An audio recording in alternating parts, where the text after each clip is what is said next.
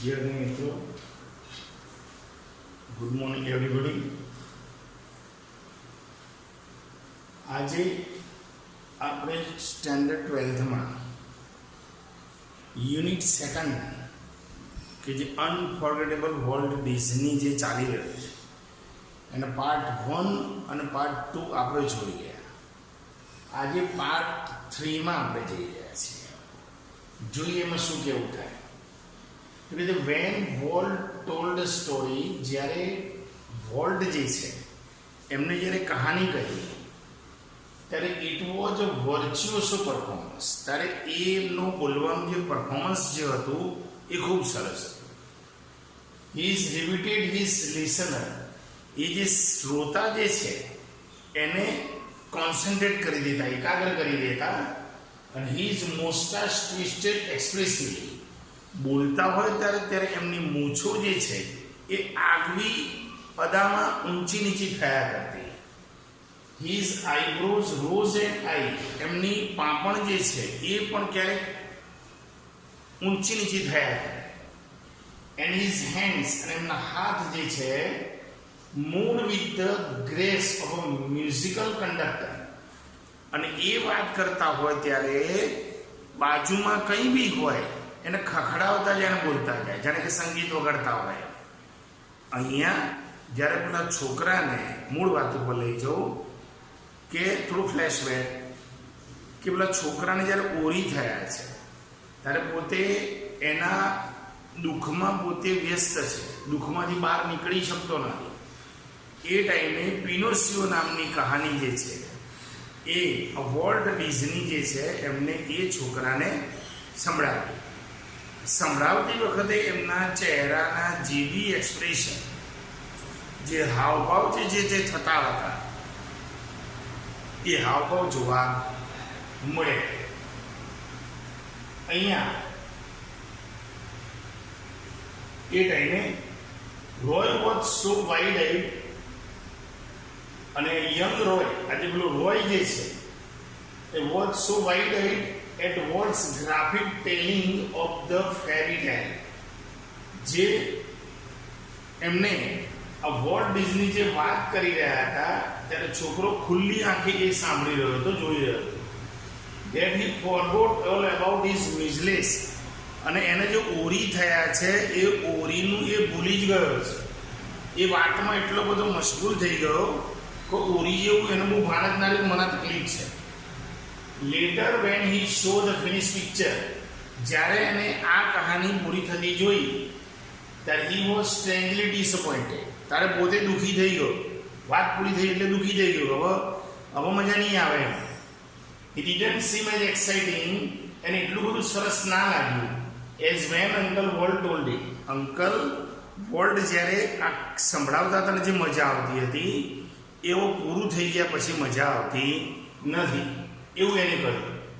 Like many people, ઘણા બધા માણસોની જેમ, હુ વર્ક ટુ ક્રિએટ હ્યુમર, કે જે હંમેશા રમૂજ ઉપર કામ કરતા હોય એવા માણસો.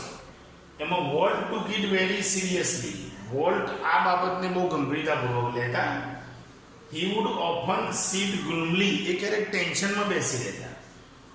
બરાબર. Though the funniest cartoon concentrating on some way to improve it. જ્યારે કોઈ પણ રમૂજી, સ્વાભાવિક વસ્તુ છે, કોઈ બી રમૂજી વસ્તુ જોતા તો આપણે ચહેરા પર ખુશી હોય ત્યારે પોતે ટેન્શનમાં જોવા મળે. બરાબર. તો ફનીએસ્ટ કાર્ટૂન જોઈને એ પોતે એમાં સુધારો વધારો કરવાની ગણતરીએ એ આપણને જેને ટેન્શનમાં બેઠા ને એવું લાગે. વાસ્તવમાં ખુશ થવું જોઈએ પણ એની જગ્યાએ પોતે ટેન્શનમાં રહે, આમાં કંઈ પ્રોબ્લેમ છે, ખામી છે. Walt valued the opinion of those working with him. Volt જે છે એ એમની સાથે જે બી માણસો કામ કરતા એમના મંતવ્યને માન આપતા, એમની બી ઇજ્જત કરતા એ. બરાબર. But the final judgement was always questionably his. પૂછતા 25 જણાને પણ છેલ્લું જજમેન્ટ હંમેશા નિશંકપણે એમનું જ હોય. ફાઇનલ ડિસિઝન એમનું હોય.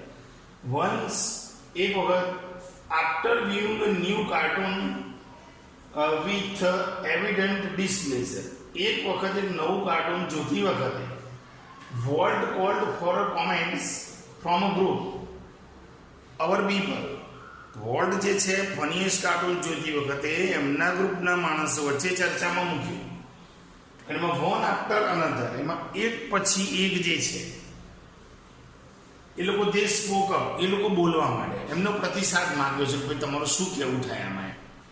તો ઓલ ઇક્વલિંગ વોલ ક્રિટિસિઝમ, તો બધાએ વોલ્ટ જે કંઈ બોલે એની ટીકા કરી. I can get rubber stamps that સે, એમને કહી દીધું કે મારી પાસે રબર સ્ટેમ્પ છે. યસ વોલ્ટ, કે હા વોલ્ટ. હી સ્નેપ, એમને થોડું ખીજાતા કહ્યું. ધેન હી વિલ્ડ, પછી એમને ચક્કરડું ફેરવ્યું એન્ડ આસ્ક ધ પ્રોજેક્ટનિસ્ટ, અને પેલા પ્રોજેક્ટર ચલાવે છે એને કહી દીધું કે વોટ હી થોટ, કે ભાઈ તું આના વિશે શું વિચારે છે. ધ મેન સેન્સેડ ધેટ, પેલા માણસે વિચાર્યું that dissent was in order, જે ચર્ચા ચાલી રહી હતી એના અનુસંધાનમાં એને વિચાર્યું કે આઈ થિંક મારું એવું માનવું છે કે યુ આર ઓલ રોંગ, કે તમે બધા ખોટા છો. હી ડિક્લેર્ડ, એવું એમને સ્પષ્ટ કહી દીધું. વોલ્ટ જસ્ટ ગ્રીનેડ, વોલ્ટ સેડ, હસ્યા કે you stick to your projector, he suggested, એમને સૂચન કરી દીધું કે તું તારા પ્રોજેક્ટરને વળગી લે, બીજામાં રસ ના લે. Walt involve himself in everything, Walt પોતે દરેક બાબતમાં પોતાની જાતને ઇન્વોલ્વ કરતા. During one story conference on the Mickey Mouse Club TV show, કે Mickey Mouse Club TV show દરમિયાન ધ સ્ટોરીમેન, પેલો વાર્તા નાયક જે છે એ પોઇન્ટર ઇન હેન્ડ, એના હાથમાં એક લાકડી હશે અને વોઝ આઉટલાઇનિંગ અ સિક્વન્સ, અને એમાં એક લાઈન એવી લખી હશે એના પર એ લાકડી ફેરવતો હશે અને કોલ્ડ અને બોલ્યો કે how to ride a bicycle, કે સાયકલ કેવી રીતે ચલાવવી જોઈએ. Now when you get on your bicycle, જ્યારે તમે તમારી સાયકલ પર હો ત્યારે સાયકલ કેવી રીતે ચલાવવી જોઈએ.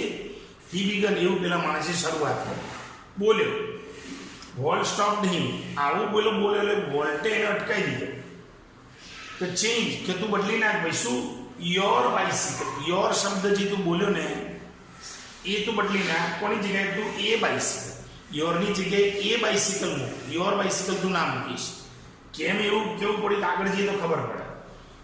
હી સેડ, એને કહ્યું કે રિમેમ્બર, યાદ રાખ, every kid isn't fortunate enough, દરેક બાળક એટલું બધું નસીબદાર ના હોય to have a bicycle of his own, કે એની પાસે સાયકલ હોય છે. બધાની પાસે હોય એવું જરૂરી નથી. એટલે તું યોર શબ્દ બદલી નાખ, એની જગ્યાએ એ બાઇસિકલ. બધા નસીબદાર ના હોય, બધાની પાસે સાયકલ હોય, કોઈની પાસે ના પણ હોય. The story of Disneyland perhaps better than anything else, આજે ડિઝનીલેન્ડની કહાની જે છે એ બીજા બધા કરતાં ખૂબ ઘણી સારી ચાલી. ઇલ્યુસ્ટ્રેટ વોલ્ટ વિઝન, વોલ્ટના વિચારોમાં રજૂ કરવામાં આવ્યા. એન્ડ હિઝ સ્ટબન ડિટર્મિનેશન, અને એમનું જિદ્દી જે દ્રઢ નિશ્ચય જે છે એમાંથી ટુ રિયલાઇઝ એન આઈડિયા, અને એનાથી એમના વિચારોનો ખ્યાલ આવ્યો, પ્રતીતિ થઈ. અને હી બિલીવડ, જે વિચારોમાં એ માને છે એ વિચારોની પબ્લિકને ખબર પડી કે એમના વિચારો શું છે, કહેવું શું થાય. ફોર યર્સ, વર્ષોથી Walt had quietly nursed the dream, Walt જે છે એમને વર્ષોથી એક સપનું સેવેલું of a new kind of amusement park, એક નવા પ્રકારનું મનોરંજન પાર્ક બને એવું એમને બહુ પહેલેથી સપનું સેવેલું. તો વિદ્યાર્થી મિત્રો, આ પાઠની અંદર આપણે જોયું કે પેલો રોય એડવર્ડ જે છે, બરાબર, એ છોકરાને મિઝલેસ ઓરી થયેલા છે, પોતે ડિસ્ટર્બ છે. પણ જેવા વોલ્ટ ડિઝની ત્યાં આવ્યા અને એમને એક વાર્તા કહી, પિનોસિયો, અને વાર્તા કહેવા પછી એમના ચહેરાના હાવભાવ, એક્સપ્રેશન એ જોઈ પેલો છોકરો ખુશ થઈ ગયો, દુઃખ ભૂલી ગયો, અને વાર્તા જ્યારે પૂરી થઈ ત્યારે પાછો દુઃખી થયો. કે વોલ્ટ જ્યારે વાર્તા કહેતા હતા ત્યારે મને મજા આવતી, હવે મજા નથી રહી. એ પછી વોલ્ટના સ્વભાવની વાત આવી કે ભાઈ એ પોતે એટલા એડજસ્ટેબલ માણસ હતા કે કોઈ પણ પ્રકારનો વિચાર બધાની વચ્ચે રજૂ કરે, પછી જણા પૂછે, ફાઇનલ ડિસિઝન આખરે એમનું હોય. ક્યારેક રમૂજવાળો કોઈ કાર્ટૂન હોય તો એ રમૂજવાળા કાર્ટૂનમાં પણ ક્યારેક પોતે ડિસ્ટર્બ થઈ જાય. આપણને એમ લાગે કે આમાં તો ખુશ થવું જોઈએ, તો આ ટેન્શનમાં કેમ આવી જાય? તો ટેન્શનમાં આવવું ન આવવું એ એમની પોતાની માસ્ટરી હતી. એ પોતે શોધવા માંગતા હતા આમાં હજુ કંઈ રહી જાય છે, કંઈ ખામી છે, એ જોવાનું. બરાબર. પેલા એક પ્રોજેક્ટ્સની જે છે એ પ્રોગ્રામ ચલાવતી, એના હાથમાં એક પોઇન્ટર હતું, પોઈન્ટરથી કંઈક એવું બોલ્યા કે ભાઈ યોર બાઇસિકલ, તો તમારી બાઇસિકલ, બધાની પાસે સાયકલ હોય એવું જરૂરી નથી. એટલે વોલ્ટે પેલાને સૂચન કર્યું કે તમે યોરની જગ્યાએ એ મૂકો. બધા નસીબદાર ના હોય, બધાની પાસે સાયકલ હોય એવું જરૂરી નથી. છેલ્લે એવું પણ કહેવામાં આવ્યું કે એમનું એ પોતે દરેક સાથે એડજસ્ટ થઈને રહેવાવાળી વ્યક્તિ હતા. એમનું સપનું હતું વર્ષો પુરાણું કે ભાઈ એક સુંદરમાં સુંદર એક મનોરંજન પાર્ક બને, અને એ સપનું એમનું પૂરું થતું જણાયું. તો મિત્રો, હવે પછીની ડિટેલ હવે પછીના લેક્ચરમાં. બરાબર, થેન્ક યુ.